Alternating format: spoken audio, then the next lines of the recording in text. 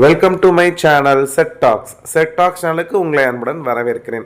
இன்றைக்கி உங்களோட பணத்தை மிச்சப்படுத்துறதுக்காக ஒரு 5 டிப்போடு வந்திருக்கேன் ஃப்ரெண்ட்ஸ். இந்த விஷயங்கள் எல்லாமே நமக்கு தெரியும் தான், ஆனால் இதை செய்கிறதுக்கு கொஞ்சம் நேரம் ஆகும். ஒரு 10 நிமிஷம் நம்ம ஒதுக்கி இந்த விஷயங்களெல்லாம் நம்ம செஞ்சோம்னாலே அவ்வளோ பணம் நம்ம மாதம் மாதம் மிச்சம் பண்ணலாம். ஆனால் நம்ம தெரிஞ்சாலுமே இதுக்குன்னு டைம் ஒதுக்க மாட்டோம். அந்த மாதிரி நம்ம டைம் ஒரு 10 நிமிஷம் நம்மளோட டெய்லி லைஃப்பில் அன்றாட லைஃப்பில் ஒரு 10 நிமிஷம் இந்த வேலைகளை ஒரு டைம் ஒதுக்கி கொஞ்சம் பொறுமையாக பண்ணோம் அப்படின்னா ஆயிரக்கணக்கில் நம்ம பணத்தை மிச்சம் பண்ணலாம், நிறையா பணம் மிச்சம் பண்ணலாம். ஸோ முக்கியமாக வந்து இந்த வேலையை வந்து பார்த்திங்கன்னா கரெக்டாக லேடிஸ் வந்து ப்ராப்பராக பண்ணிவிடுவாங்க ஜென்ஸை காட்டிலும். அது என்னென்ன அப்படிங்கிறத பார்க்கலாம். இது வந்து எல்லாருக்குமே தெரிஞ்சதாக இருந்தாலும் நம்ம மறுபடியும் இதை நான் வந்து நமக்கு மைண்டில் ஏற்றிக்கணும். நம்ம ரிமைண்ட் பண்ண தான் நம்ம ஒரு மாதம் தவறினாலும் அடுத்த மாதம் கரெக்டாக இருப்போம். ஸோ அது என்னென்னங்கிறத ஒன்று ஒன்றா பார்க்கலாம். ஃபஸ்ட்டு விஷயம் வந்து பார்த்திங்கன்னா, கிராசரி ஐட்டம் நீங்கள் வந்து வாங்க போகிறீங்க. மாத கடைசி ஆயிடுச்சு, சம்பளம் எடுத்துட்டிங்க. கிராசரி ஐட்டம் நம்ம வாங்குவோம். மாத தொடக்கத்தில் நம்ம வந்து என்ன பண்ணுவோம், கிராசரி ஐட்டம் வாங்கணும் அப்படின்னா அதுக்கு முன்னாடி நீங்கள் முக்கியமாக செய்ய வேண்டிய வேலை என்ன தெரியுமா? உங்களோட கிச்சன் ஷெல்ஃபில், க்ராக்கரி யூனிட்டில் என்னென்னலாம் மிச்சம் இருக்குது அப்படின்னு தயவு செய்து பாருங்கள். இதை நீங்கள் பார்த்தாலே அவ்வளோ காசு மிச்சம் பண்ணலாம். சில விஷயங்களை நம்ம வாங்கி போட்டிருப்போம், அப்படியே மறந்துடுவோம். ஸோ பருப்பு, உளுந்து என்னென்னலாம் மிச்சம் இருக்குது. சம்டைம்ஸ் மீல் மேக்கர் வாங்கியிருப்போம், ஆனால் செஞ்சுருக்க மாட்டோம். ஓகே, அப்போ இதை வச்சு பிளான் பண்ணலான்ட்டு வேறு ஏதாவது ஒரு ஐட்டத்தை கட் பண்ணலாம். மீல் மேக்கரை ரீப்ளேஸ் பண்ணுற மாதிரி இருக்கக்கூடிய ஐட்டம்ஸை நம்ம கட் பண்ணலாம். இந்த மாதிரி மிச்சம் என்னென்ன பொருள் இருக்குது, அது வேஸ்ட் ஆகக்கூடாது, புழுத்து போயிடும். நம்ம பருப்பெல்லாம் பார்த்திங்கன்னா புழுவாக வந்துடும். அந்த மாதிரி ஐட்டம்லாம் எதுவும் இருக்கா, சீக்கிரம் கெட்டு போகக்கூடிய பொருள் இருக்கா, இந்த மாதம் யூஸ் பண்ணிடலாமா அப்படின்னு கண்டிப்பாக நீங்கள் செக் பண்ணியே ஆகணும். இந்த மாதிரி நீங்கள் செக் பண்ணுறப்ப அந்த புது மாதத்துக்கான கிராசரி லிஸ்ட்டில் சில லிஸ்ட்டுகள் குறையும். சில ஐட்டங்கள் நம்ம குறைச்சி போனோம்னா ஆல்ரெடி இருக்கு இல்லையா, அப்போ நம்ம வாங்கினதே வாங்க மாட்டோம். இது மூலமாக அடுத்த மாதம் நம்ம மளிகை சாமான் செலவில் கொஞ்சம் பணத்தை மிச்சம் பண்ணலாம். இந்த விஷயம் நம்ம கண்டிப்பாக பார்க்கணும். அதை நம்ம லிஸ்ட்டு போடுவோமே ஒழிய, ஆனால் வந்து முக்கியமாக என்னென்ன இருக்குது அப்படிங்கிறத பார்க்குறதுக்கு மறந்துடுவோம். இது ரொம்பவே முக்கியமான விஷயம். சரியாக பொருள் வந்து கெட்டு போகிற பொருளாக கூட இருக்கலாம். அதெல்லாம் ரொம்ப பணம் வேஸ்ட் ஆகிற மாதிரி ஆகிடும். அதெல்லாம் கெட்டு போய் தூக்கி போடுறதுக்கு பதிலாக நல்லா இருக்கிறப்ப அதெல்லாம் யூஸ் பண்ணிடணும். அதுக்காக செக் பண்ணியே ஆகணும். ரெண்டாவது விஷயம் அதே மாதிரி தான். காய்கறி வாங்க போகிறதுக்கு முன்னாடி உங்கள் ஃப்ரிட்ஜில் என்னென்ன காய்கறிகள் இருக்குது. சம்டைம்ஸ் பச்சை மிளகா நம்ம ஃபஸ்ட்டு வாரம் வாங்கியிருப்போம், ஃப்ரிட்ஜில் வச்சா ஃப்ரெஷ்ஷாக இருக்கும். எப்படியும் ஒரு 10-15 மிளகா இருந்தால் அடுத்த வாரத்தை ஓட்டிடலான்னா பச்சை மிளகா வாங்காதீங்க. அந்த மாதிரி சில காய்கறி வாங்கியிருப்போம், அதை நம்ம செய்ய மறந்துருப்போம், இல்லை அப்புறம் செஞ்சுக்கலான்னு தள்ளி போட்டுகிட்டே இருப்போம். அது அப்படியே ஃப்ரிட்ஜில் கிடக்கும்.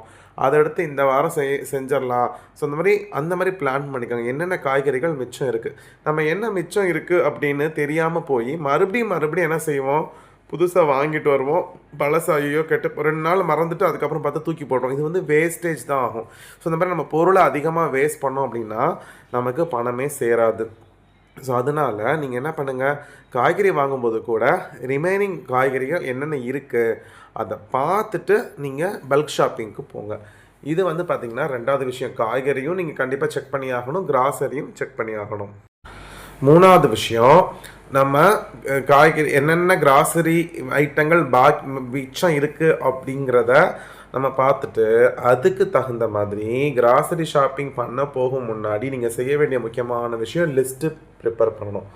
கண்டிப்பாக லிஸ்ட்டு போடாமல் நான் மைண்டில் வச்சுக்கிறேன் அப்படின்னு சொல்லிட்டு நீங்கள் போனீங்கன்னா தேவையில்லாத ஐட்டத்தை தான் நம்ம வாங்குவோம். எது தேவையோ அதை மறந்துடுவோம். முக்கியமாக லிஸ்ட்டு, கிராசரி லிஸ்ட் அப்படிங்கிறது எதுக்கு, நமக்கு என்னென்ன பொருள் தேவைப்படுது, எவ்வளவு பொருள் தேவைப்படுது. இப்போ உங்கள் வீட்டுக்கு உளுந்துக்கு ஒரு மாதத்துக்கு 1 கிலோ ஆகுனா நீங்கள் 1 கிலோ தான் வாங்கணும். நீங்கள் போய் 2 கிலோன்னு வாங்கினீங்கன்னா அந்த இன்னொரு 1 கிலோ மிச்சமாக தான் இருக்கும். அது வாங்குகிற காசில் வேறு ஏதாவது அத்தியாவசிய பொருட்கள் நம்ம வாங்கிக்கலாம் இல்லையா. ஸோ அந்த மாதிரி உங்கள் வீட்டுக்கு எவ்வளவு தேவைப்படும், என்னென்ன தேவைப்படும், எவ்வளவு தேவைப்படும் அப்படிங்கிற அந்த லிஸ்ட்டை நீங்கள் போட்டுட்டு நீங்கள் அதுக்கப்புறம் கிராசரி ஷாப்பிங் பண்ணுங்கள். உங்களுக்கு பணம் அவ்வளோ மிச்சமாகும். ஏன்னா நீங்கள் ஆல்ரெடி என்னென்ன கிராசரி ஐட்டம் மிச்சம் இருக்குது அப்படிங்கிறத தெரிஞ்சுக்கிட்டீங்க. ஸோ அதனால் அந்த பொருளை கிராசரி லிஸ்ட்டு போடும்பொழுது அவாய்ட் பண்ணிடுவீங்க. இதிலே பணம் மிச்சமாகும்.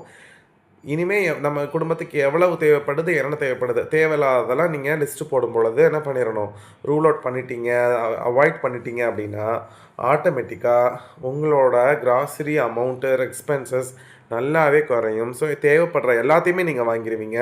தேவையில்லாத அவாய்ட் பண்ணிடுவீங்க. ஸோ உங்களோட பணம் வீணாகிறதுலேருந்து நம்ம அவாய்ட் பண்ணிடலாம். அடுத்து முக்கியமான விஷயம், காய்கறி ஷாப்பிங் பண்ணுறதுக்கு முன்னாடி ஒரு வாரத்துக்கான மெனு பிளான் கண்டிப்பாக நம்ம போட்டே ஆகணும். மெனு பிளான் போடுறதுனால நிறையா ப்ளஸ் இருக்குது. அதில் முக்கியமான ஒரு விஷயம், நீங்கள் மெனு பிளான் போட்டுட்டீங்க அப்படின்னா அந்த மெனு பிளானுக்கு தகுந்த மாதிரி தான் காய்கறி வாங்குவீங்க. உருளைக்கிழங்கு, பாவக்காய், அந்த மாதிரி நீங்கள் பாவக்காய் பொரியல் இந்த இந்த பொரியல் பண்ண போகிறேன், என்னென்ன குழம்பு வைக்க போகிறேன் நீங்கள் முடிவு பண்ணிட்டீங்கன்னா எந்தெந்த பொரியல் உங்களுக்கு இஷ்டமாக சாப்பிடுவாங்களோ அந்த காய்கறி கொஞ்சம் அளவு கூடயும் இஷ்டம் கம்மியாக இருக்கிறத கம்மியாகவும் வாங்கிக்கலாம். ஹெல்த்தியான ஐட்டம்லாம் நம்ம பிள்ளைங்களுக்கு பிடிக்கவே பிடிக்காது. பட் ஆனால் கம்பல் பண்ணி சாப்பிட வைக்கிறதுக்கு நீங்கள் மெனு பிளான் போட்டு தான் ஆகணும். அதுக்கு தகுந்த மாதிரி கூடையோ குறைச்சோ வாங்கிக்கலாம். இந்த மெனு பிளான் போடுறதுனால உங்கள் பணமும் மிச்சமாகும். அடுத்த நாள் வந்து உங்களுக்கு குழப்பமே இருக்காது, என்ன செய்யணும் அப்படிங்கிற அந்த கவலையே இருக்காது. டக்குன்னு மெனு பிளான் படி சமைச்சிட்டு போயிட்டே இருக்கலாம். பெண்களுக்கு இருக்கக்கூடிய முக்கியமான விஷயம், ஈஸியாக சமைச்சிருவாங்க, வேகமாக சமைச்சிருவாங்க. ஆனால் என்ன சமைக்கணும்னு ஒரு முடிவு எடுக்கிறதுக்குள்ளாட்டியும் உங்களுக்கு குழம்பிடும். ஸோ நான் மெனு பிளான் போட்டேன், இந்த மெனுஸ் தான் இந்த வாரம் அப்படிங்கிறத நீங்கள் ஸ்ட்ரிக்டாக சொல்லிட்டீங்கன்னா உங்களுக்கு வேலையும் மிச்சம், பணமும் மிச்சம், வேகமாகவும் செஞ்சிடலாம். ஸோ அதனால் மெனு பிளான் ரொம்ப ரொம்ப அவசியம். அதை மறந்துடாதீங்க. 5வது விஷயம் வந்து பார்த்திங்கன்னா, சம்டைம்ஸ் வந்து நம்ம வீட்டில் நிறைய காய்கறி வாங்கியிருப்போம். ஆனால் வந்து எல்லா காய்கறிலையும் ஒன்று ஏதாவது மிச்சம், ஒன்று ஃபுல்லாகவே யூஸ் பண்ணியிருக்க மாட்டோம். இப்போ பீன்ஸு, கேரட் வாங்கியிருப்போன்னா ஒரு 4-5 பீன்ஸ் இருக்கும், ஒரு கேரட் இருக்கும். அது ஃபுல்லாக ஆக்கியிருக்க மாட்டோம். கொஞ்சம் எல்லாத்துலேயும் கொஞ்சம் கொசுராக சில காய்கள் இருக்கும். அந்த மாதிரி இருந்துச்சுன்னா அது நீங்கள் என்ன பண்ணலாம், சேர்த்து போட்டு ஒரு நாள் வெஜ் பிரியாணி மாதிரி பண்ணிடலாம்.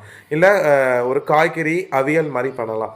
இந்த மாதிரி மிச்சம் இருக்குது. ஏன்னா எல்லா காய்கறியும் மிச்சம் இருக்குது, ஆனால் கொஞ்சம் தான் இருக்குன்னா இது எல்லாத்தையும் சேர்த்து ஒரு மெனு பிளானை நீங்கள் போடுங்க. என்ன மெனு பண்ணலான்னு, நீங்கள் இது கொஞ்சமாக தானே இருக்குது, வேறு ஐட்டம் வாங்கிக்கலாம் அப்படின்னு சொல்லிட்டு இதை தூக்கி போடாதீங்க. ஸோ உங்ககிட்ட ஆல்ரெடி ஏதாவது இருக்கா, மிச்சப்பட்டது இருக்கா, அதை வச்சு நீங்கள் எப்படி ஒரு அன்னைக்கு ஒரு மெனுவை பிளான் பண்ணுறது அப்படிங்கிறத முடிவு பண்ணிக்கோங்க. அது வந்து பார்த்திங்கன்னா காய்கறி வேஸ்டேஜையும் குறைக்கும், தேவையில்லாத காய்கறி செலவையும் அவாய்ட் பண்ணலாம். எங்கள் வீட்டிலலாம் அந்த மாதிரி எல்லா காய்கறிகளையும் கொஞ்சம் இருந்துச்சுன்னா மோஸ்ட்லி அவியல் பண்ணி விட்ருவோம். அவியல் பண்ணி அதை மதியத்துக்கு சாதத்துக்கு அவியல் கிரேவி மாதிரி பண்ணிவிட்டு ஒரு அப்பளத்தை பொரிச்சு வச்சுட்டு சாப்பிட்ருவோம். அந்த மாதிரி பண்ணலாம்.